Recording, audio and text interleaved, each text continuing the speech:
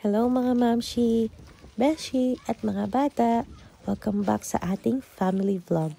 Today, super exciting ang ating adventure dahil nandito tayo sa Kangaroo Creek Farm. Tara, samahan nyo kami. Let's meet some cute and unique animals up close and personal. You hear that? No running and jumping. So if you see a joey poking out of a pouch, please do not try to pet or feed it. And other than that, if any of the animals are walking away, it just means they need a little bit of space. Okay. And of course, unang stop natin ang mga kangaroo. Ang cute nila, pwede mo silang ipet at pakainin. Safe naman sila pakainin. So, they only eat plants and grass. Sobrang chill lang nila. Parang ayaw ma-stress sa life yung goal nila. No?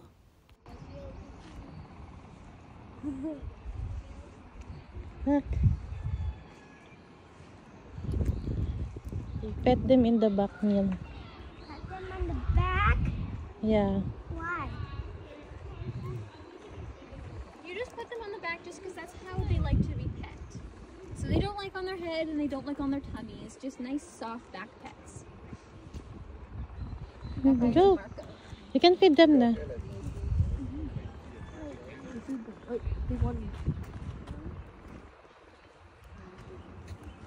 Yeah, it's smart to do one leaf at a time because they like to grab it all if they can. It's okay. You can go right up to them. Yeah. This one is Pogo. Because Pogo has dark feet and dark wings. You go. Okay. You go. Here. Okay, you can go right up close. Come right close. Here. It's okay. I got you. There you go. Good job. See? Which one? But they are so big. Yeah.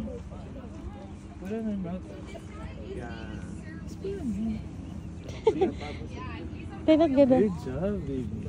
He'll take it from you.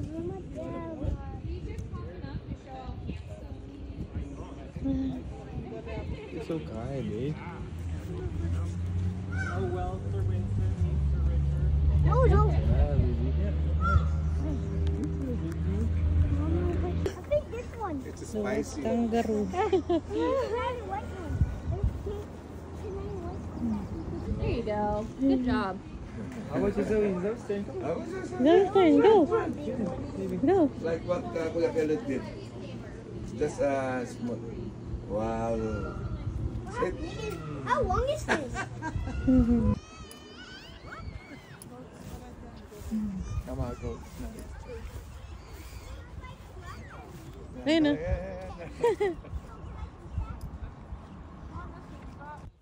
At may mga goats and sheep din sila pwedeng pakainin at pwedeng yakapin kung hindi ka natatakot.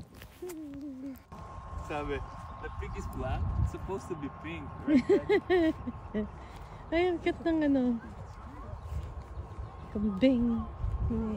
Ne. Mama goes there.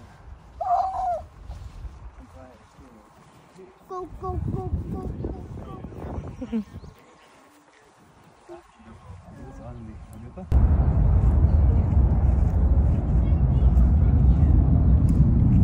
Oh, so cute. At ito na ang viral sa TikTok. Ang capybara. Super laid back, parang walang problema sa buhay. Fun fact, sila ang largest rodent sa buong mundo. Which one? Can you body me?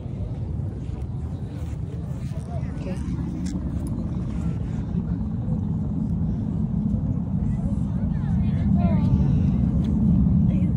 Did it? Can I touch them? Can I touch them?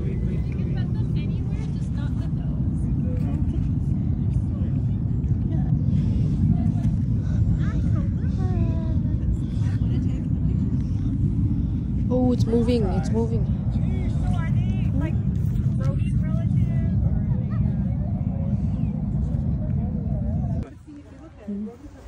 They want you to... Gitna kayo.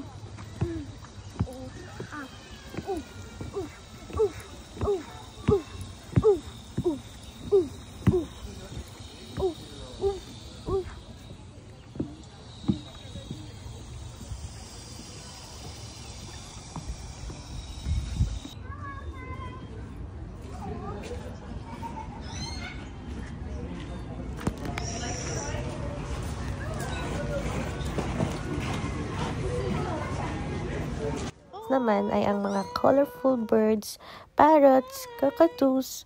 Some of them marunong magsalita.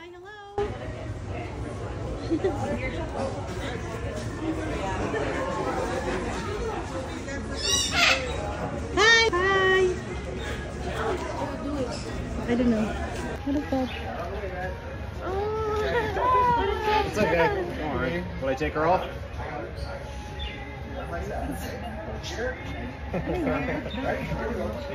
No problem. Hi! Hi, Birdie! Quick picture, please. Not too close, please. Hey guys, don't surround the bird. Give her a little room. Thank you. Yeah. Yay! You're welcome. Oh my guys, nakita ko na ang ostrich. Ang laki, sobra. Medyo nakakatakot kasi feeling ko baka biglang lumabas sa kulungan at tutukuan kami.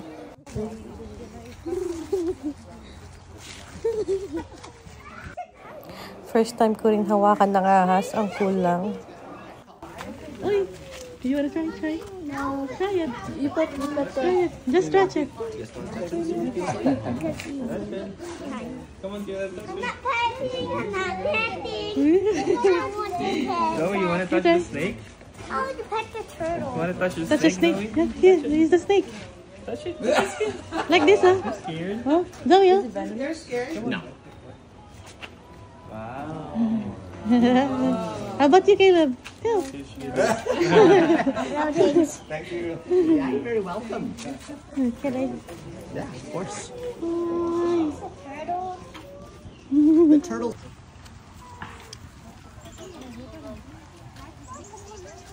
No, she relies mostly on smell. That's why she's got such a big nose. Big straws. Did you want to feed her?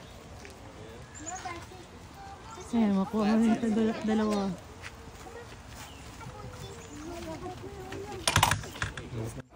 Ang mundo ay punong-puno ng kamanghang-manghang nilikha ng Diyos, gaya ng mga hayop dito sa farm.